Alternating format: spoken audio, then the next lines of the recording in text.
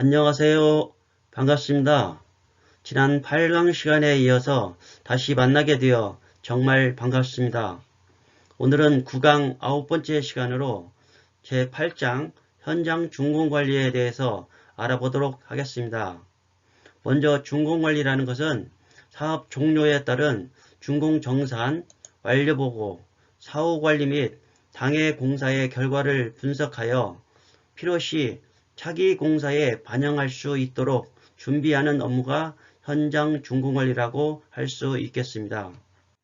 그럼 건설공사 공무관리의 NCS 능력단위의 목차의 10개 단위 중 오늘은 제8장 현장 준공관리에 대해서 알아보도록 하겠습니다.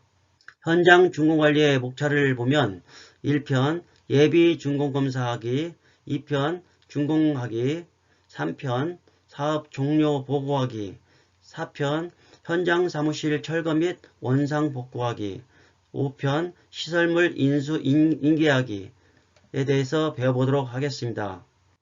먼저 제1편 예비 준공 검사하기입니다.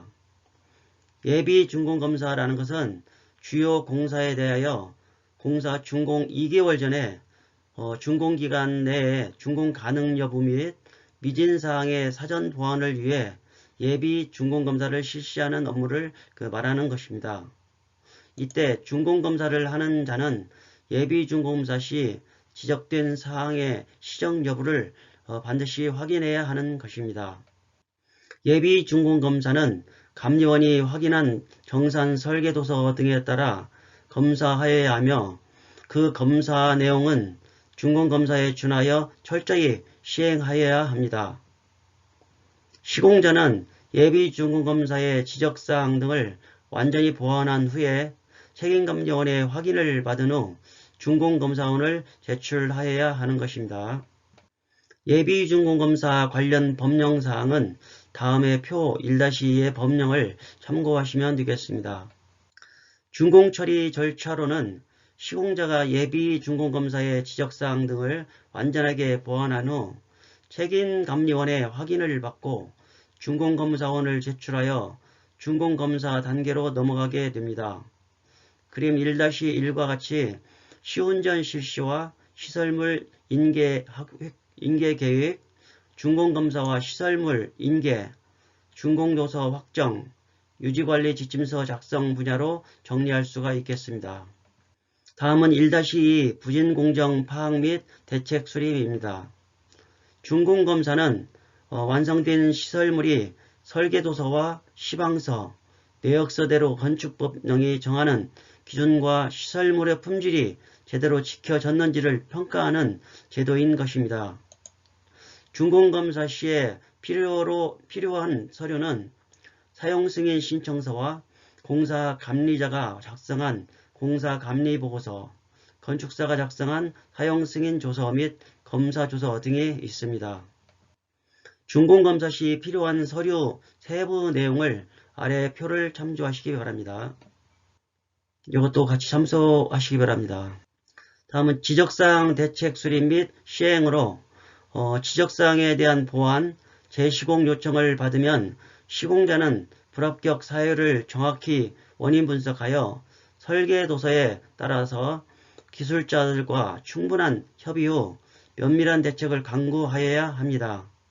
계약서 재검토, 설계도서, 공사부분, 현장 자료 등을 재검토해야 합니다. 공사별 지적사항 종류는 아래 표를 참조하시기 바랍니다. 다음은 제2편 준공하기입니다. 준공업무 처리 절차로는 시운전 계획, 시운전 실시, 시설물 인계 계획 통보, 예비 준공검사 실시, 준공검사 실시, 준공도서 제출 등의 절차가 되겠습니다.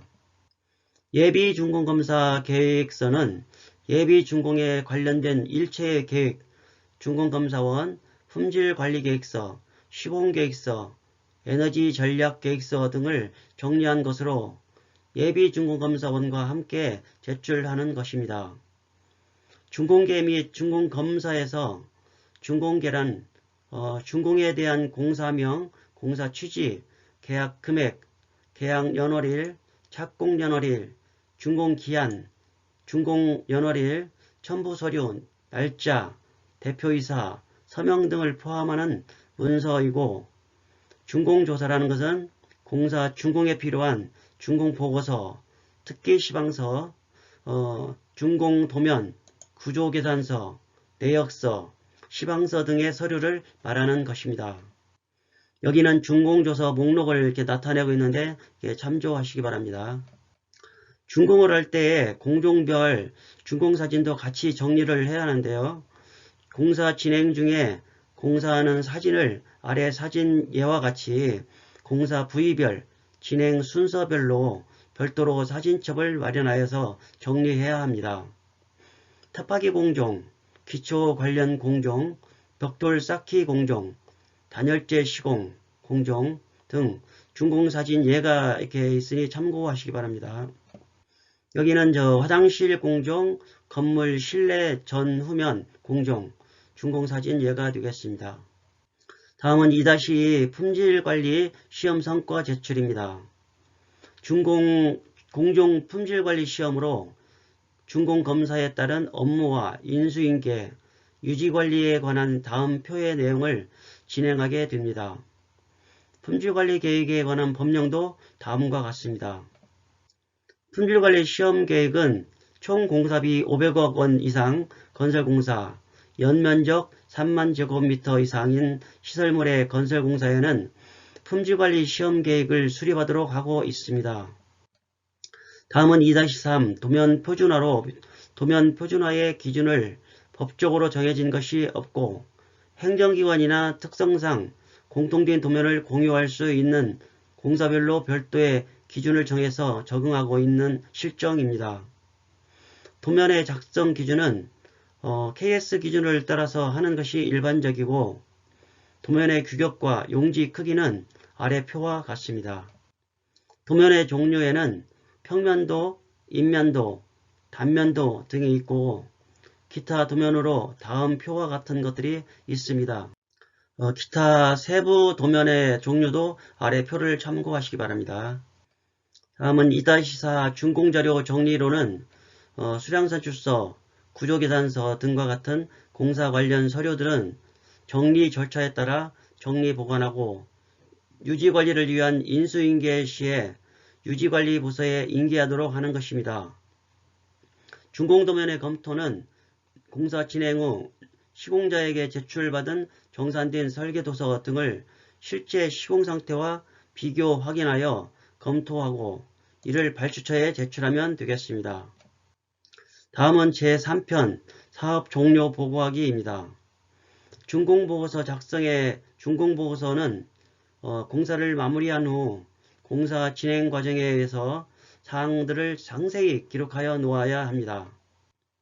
건설의 모든 공사가 완료되는 것을 준공이라고 하며 공사 내역서는 공사 완료 시점에 준공 내역을 정리하여 보고할 때 사용하는 서식입니다. 준공 내역서 구성 항목은 아래 표를 참조하시기 바랍니다. 도급 계약 금액 대비 손익 산출의 건설공사 원가 산출은 건설공사의 최종 손익 금액을 정확하게 예측하고 문제가 발생할 경우 적절한 조치를 강구함으로써 건설회사의 전체 수익을 증진시키는 데 목적이 있는 것입니다. 공사 원가 계산서는 공사에 소요된 직접 재료비나 직접 농업비, 운반비 등으로 원가 계산을 산출할 때 사용하는 것입니다. 공사 원가 계산은 재료비, 농업비, 경비, 기타 일반 관리비, 이윤 등을 산출한 계산서를 말하고 건설공사의 손익계산서는 공종별로 지출금액과 기성금액을 비교하여 다음 표와 같이 작성하는 것을 말하는 것입니다. 공동도급사 상호정산은 일상적인 원가를 제외한 원가 발생 시 사전에 공동도급사와 협의해야 하고 회계 시스템에서 지분율, 배분율 등을 확인한 후 공동도급사 발생 원가를 확인해야 합니다. 공사 손익 분석은 공정률 30% 진척 시 전체 도면 출도 시점에 손익 분석을 하고 전체 도면 출도 시점에 각종 공동별로 전체 시공 수량을 산출하여 공사 규모를 파악해야 합니다. 공종 내역별 현재 투입 원가의 분석은 현재 계약된 공종별, 내역별 시공 수량 대비 투입 원가를 분석하고 공종별 산출된 시공 수량의 기 투입 수량을 제외한 잔여 수량의 기 투입 단가를 적용해서 향후 투입 원가를 분석해야 하는 것입니다. 전체 예상 투입 원가 집계는 현재 투입 원가 분석 자료와 향후 투입 예상 원가 분석 자료를 취합하여 전체 예상 투입 원가를 집계하면 되겠습니다. 도급 실행 대비 손익 분석 보고서 작성은 현재 계약된 도급 내용 및 승인된 실행 예산의 최종 투입 원가를 대비 최종 손익을 분석하면 되겠습니다. 다음은 3-3 사후관리계획 수립입니다. 사후관리계획은 공사 준공 후 시설물에 대한 효율적인 관리 계획을 수립하고 시설물의 유지관리를 원활히 하여 발생되는 문제에 대하여 적극적으로 대비할 수 있도록 해야 하고 최종 설계 도면과 준공검사 결과물들을 정리하여 보관을 해야 하는 것입니다. 한국시설안전관리공단의 시설물 관리로는 시설물 정보관리 종합시스템 FMS를 이용하여 시설물의 안전 및 유지관리에 관련된 정보체계 구축을 목적으로 실시간으로 시설물의 정보, 안전진단 전문기관, 유지관리업자의 정보 등을 종합적으로 관리하는 시스템이 되겠습니다. 다음은 3-3 협력업체 정산입니다. 협력업체 정산으로 하자 보증서는 건축물의 하자 보수기간 동안 발생하는 하자에 대하여 협력업체가 하자 보수공사를 해줄 것을 건설공제조합 또는 보증보험회사에서 보증하는 것으로 계약금액의 한 3%를 기준으로 발급하고 있습니다. 하자보증서 양식은 아래 양식을 참조하시기 바랍니다. 다음은 제4편 현장사무실 철거 및 원상복구하기입니다.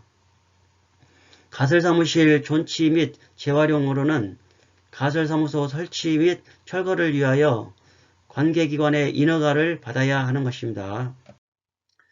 가설사무실의 연장 신청은 가설사무소가 존치기간이 있으므로 장기간 사용할 경우 기간 만료 전 7일 전에 관공서의 연장 승인을 반드시 받아야 하는 것입니다.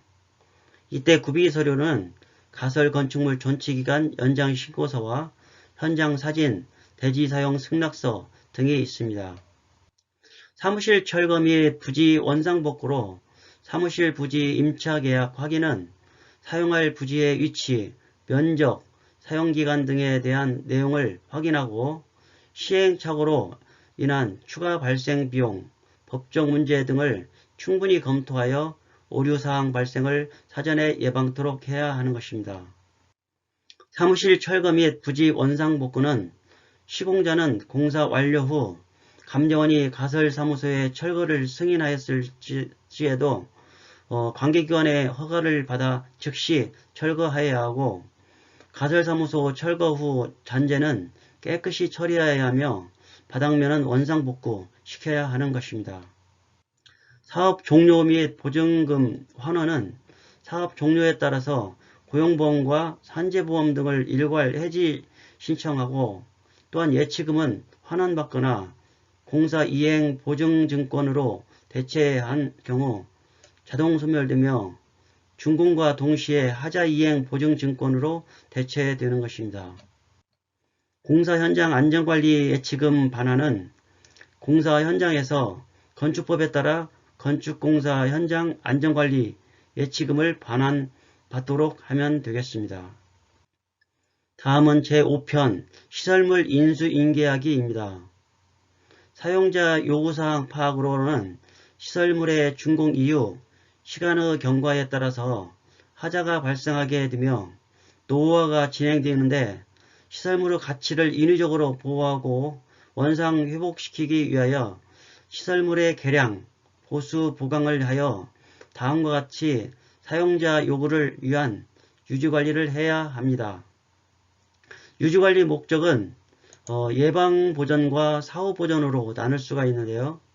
예방보전은 설비나 장치가 고장을 일으키기 전에 시설물을 점검하고 시험하고 수선하여 사용 중에 고장을 미연에 방지하는 것이고, 사후보전은 시설물의 고장이 발생되어 기능이나 성능이 저하되거나 정지되었을 경우 보전하는 방법으로 안전상의 문제와 운전비 등 수선비가 증가하는 경향이 있습니다. 인수인계 사전검토 및 계획수립으로는 공문으로 인수인계할 목록을 제시하고 상호 협의하에 발주처의 의견을 알아보고 발주처가 인수인계를 원하는 목록을 알아보는 것이 필요합니다. 발주처에게 인수인계할 사항으로는 아래와 같이 준공사진첩, 준공도면, 준공내역서 등 12가지가 되겠습니다. 설계도서 등 관련 서류의 종류와 제출 시기는 아래 표를 참고하시면 되겠습니다. 인수인계 시 필수 확인사항도 아래 표를 참조하시기 바랍니다. 여기도 같이 이렇게 참조하시면 되겠습니다. 다음은 5-3 사용자 요구사항 처리입니다. 시공자는 인수인계서를 검토하여 적기에 발주자에게 인계될 수 있도록 하여야 하고, 이때 발주자가 이의를 제기할 경우에는 그에 대한 대책을 제시하고 시행하도록 조치해야 합니다. 발주자에게 인수인계할 사항은 필요 목록으로 받아서 처리하고 시공자의 입장에서도 전달해야 할 목록을 정리해 두는 것이 필요하겠습니다. 시설물의 인수인계서 작성으로는 발주자와 인수인계할 도서의 협의를 끝내고 인수인계에 대한 목록으로 인수인계서를 작성해야 하는 것입니다. 현장에서 진행하던 공사가 완료가 되면 시운전이 끝나고 나면 설계 단계부터 공사에 사용되던 전체 도면과 시방서, 각종 도서 등 발주자에게 인수인계를 실시하면 모든 업무가 끝나게 되겠습니다. 건축물을 인수하여 사용 시 각종 매뉴얼이 필요하고 시운전에 따른 노하우도 전수해야 하며, 특히 공사에서 중요하게 사용되던 건축물의 도면은 매우 중요한 자료임을 확인하고 발주자에게 꼭 전달해야 하는 것입니다. 자, 이상으로 9강의 제8장 현장 준공관리에 대해서 배웠습니다. 여러분들 건설 현장에서 현장 준공 시에 예비 준공검사 및 준공검사와 사업 종료 보고, 시설물 인수인계서 작성 등 준공 업무를 할 때에 이번에 강의한 내용을 참조해서 현장 마무리를 잘 하시면 좋겠습니다. 다음 10강에서는 제9장 고객관리에 대해 배우도록 하겠습니다. 여러분들 수고 많았습니다. 다음에 또 만나요. 감사합니다.